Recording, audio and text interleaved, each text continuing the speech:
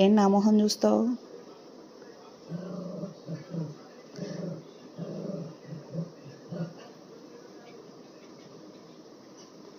నీ బొమ్మ అక్కడ పడిపోయిందా?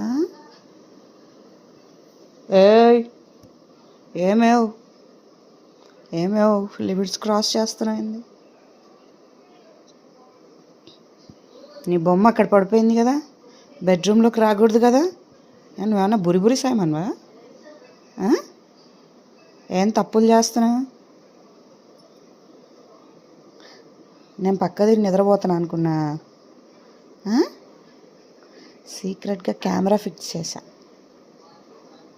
లోపలికి వచ్చావో తాయ్ మసాజే. బెడ్రూమ్లోకి రాకూడదు. చిట్టి ఆగు, చిట్టి ఇచ్చి. నువ్వు ఇస్తే అది అక్క ఇచ్చిందా? అక్కడే